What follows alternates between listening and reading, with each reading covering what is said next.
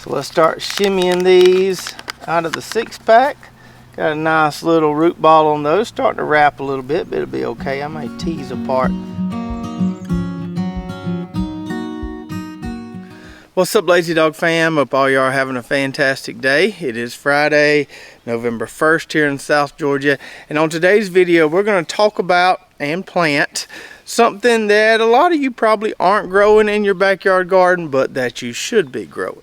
So about a month or two ago, we did a video giving a list of some things that we don't necessarily like to grow from seed and grow out our own transplants because it's just easier to go buy plants for these things. That list included things like dill, parsley, rosemary, and then celery, which is what we're talking about today. And just to recap that video real quick, here's some of the reasons why it's just easier to go out and buy celery plants if you can find some. I found this 6-pack here at the local Big Blue home improvement store earlier today. So number one, celery takes forever to grow out a nice transplant. Even if you're really good at seed starting, it's easy to get frustrated trying to grow your own celery transplants. Reason number two, a few celery plants is going to be enough for the average family. It's not like you're going to need a whole tray of celery if you're just growing enough for your family to eat. I probably don't even need 6 plants, but these were sold in a 6-pack, so that's what I got. And the third reason why it's just easier to go buy some celery plants, variety, in my opinion, is not that important with celery. One of the main reasons we grow a lot of our own transplants is we can grow varieties that we can't necessarily find in the plant section of a local store. But I've tried a couple different celery varieties. I've tried one called Tango, which I think is a hybrid, and I've tried one called Utah Tall, which is an open pollinated variety, and I really couldn't tell that much difference in performance. They both did well for me. So I don't know what variety this here is. It just says celery on it, but you know, it could be Utah Tall, could be Tango, could be another variety, but variety doesn't seem to matter that much with celery. Now let's talk about when to plant celery, because as we all know, just because you see something in the plant section at a local store doesn't mean you should be planting it right then. So celery is considered a cool season veggie, and it is generally tolerant of light frost. Now, the Google says that temperatures below 30 degrees can hurt or kill celery plants. I've never had my celery plants be significantly damaged during the winter down here in the deep south, but the Google says it can happen. So down here in the deep south, you want to plant celery in the fall and overwinter it, just like we do a lot of things: cabbage, broccoli, cauliflower, onions. It'll grow just fine throughout the winter months down here in the deep south. And if you're in the far northern part of the country, you can probably get away with growing celery spring into summer because your summers are a lot milder. The tricky part would be if you're in the middle of the country. I don't really know when you should grow celery because this stuff takes 120 to 140 days to mature. That's a long time.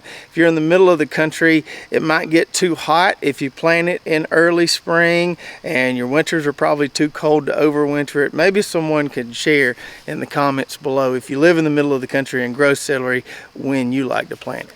But anyways, let's get this 6-pack of celery planted in this tall raised bed here behind me, and we'll throw some other stuff in there to fill out the bed.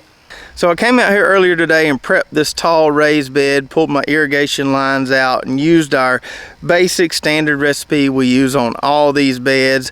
Put down some of that Coop Grow organic fertilizer and then topped it off with some bag mushroom compost. Now I did have 2 of these perennial onion plants in that bed, so I did have to relocate these to some pots here. They'll be just fine in here. If they get too overcrowded, we'll split them up and find another place for them. So we've already got our soil in this bed ready, but we need to add our drip lines back. You can see how I just removed the entire manifold here, main line tubing, drip lines, everything. That's one reason I love this system that we made so much.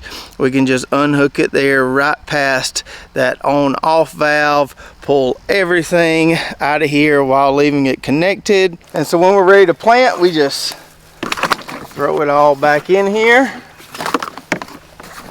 Stretch those out a little bit, pick it back up right there, tighten that down, Get these lines straightened out here and get some staples on them.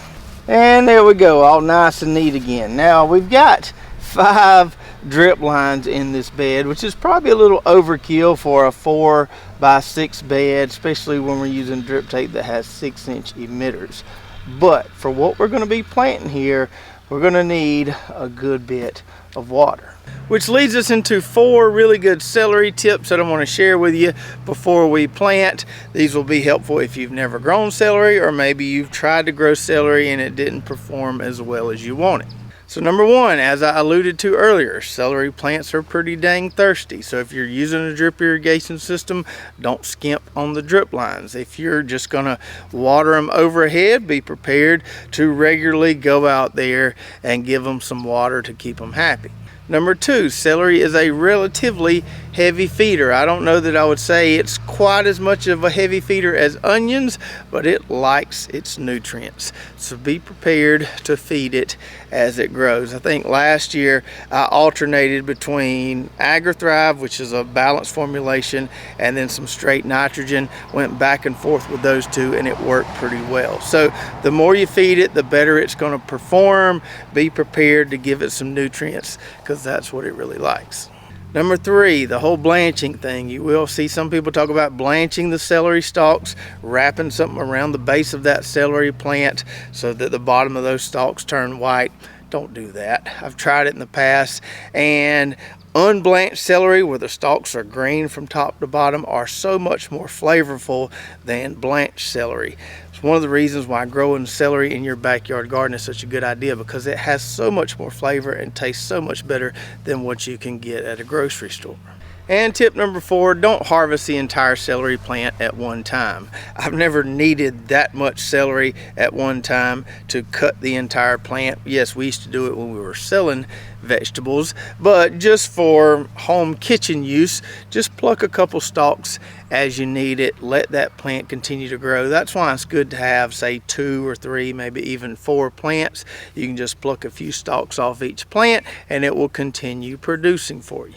Alright, so let's get our 6-pack planted here. I think I'm going to plant all these right along this strip right here between these 2 drip lines. And if you feed these things well, the celery plants can get quite large. So I would recommend giving each plant 10 to 12 inches of space. So we've got a 6-foot long bed here, 6 plants. We'll just try to get them as equidistant as possible along this stretch here. So let's start shimmying these out of the 6-pack. Got a nice little root ball on those, starting to wrap a little bit, but it'll be okay. I may tease apart some of those roots a little bit there, and we'll just stick it right down into our soil there. Skip over 10 or 12 inches, tease those roots apart a little bit, and put us a nerding in there. Alright, so we got all 6 of those celery plants down, but we still have a decent amount of room left in this bed. When I was buying those celery plants, I saw this parsley plant that I just had to have. I've also got a decent amount of Bravo cabbage transplants left over in the greenhouse. So we're going to plug and play the parsley and some of that cabbage there, fill out the rest of this bed. But I have to be a little bit careful doing this, because we could easily get things overcrowded in here if we get a little too excited and plant too much. I know those celery plants are going to get to a decent size. I know how big cabbage plants can get if you feed them right. So I don't think I'm going to plant anything along this strip right here. So I think we'll just plant these 2 lanes right here, maybe alternate my spacing between these 2 lanes. If I put a cabbage plant right here, it's going to be competing with that celery for space. So let's get this big parsley plant in the ground first. I don't know why they didn't have parsley in 6-packs like they did the celery. No need for parsley to be in this big of a pot. I'm going to pull off the root cap on that so it's not quite so root bound and doesn't have quite as much transplant shock. And we'll just poke it down in the soil like that right there. Then we'll take some of these root bound Bravo cabbage plants. That one there's a little dry. I may have to water these in right after we plant them. They're not super root bound. Remember when we planted our other cabbage, I told you about this strategy. I did it last year and it worked just fine. So your leftover cabbage, broccoli, cauliflower plants, just leave them in the trays, keep them happy, and then when you have some more space open up, plant them. Yeah, they might look a little rough. These aren't as green as they should be, but if you feed them right, they'll recover and you'll have a nice little succession of cabbage going on. So let's put one of those right there. And then, like I said, we're going to alternate the spacing here. So we'll put one right there, and then just keep kind of going in a zigzag pattern along these two lengths. And there we go, that dog will hunt. Now, it may look like there's too much space between these plants right now, but I promise you, once these things get to growing, you probably won't be able to see much bare soil at all in this bed. So if you can find some celery plants locally, snag them up and find somewhere in your backyard garden to plant them. I think I paid around $8 or $9 for that 6-pack. We won't have any trouble getting our money's worth out of that. And if you like a good challenge, you can grow your own celery transplants from seed. Just know that it's about like watching paint dry, waiting for them to get to that size we planted earlier. Or another option you can try, I've never done this, but I've heard of people doing it. You can buy a bag of celery from the grocery store and just cut the stump off of it, plant that stump, and it will form new shoots and celery stalks there, and you can pluck those off and harvest them whenever you'd like. And even if you don't like celery a whole lot or don't use a lot of celery in your kitchen, I promise you, growing it in your backyard garden, you'll find ways to use it because it's so flavorful and so tasty. Having it right here in the backyard grocery store, plucking a stalk or two for some chicken salad, putting it in soups, it's just going to add so much flavor. So I hope you enjoyed the video today, and if you want to learn more about our plug and play irrigation system for these raised beds, we've got a blog link in the description below that breaks down all the pieces we use to put this together, and or you can watch this video right here. When we installed all this, we'll show you how we put it together. So check that out, and we'll see you next time right here at Lazy Dog Farm.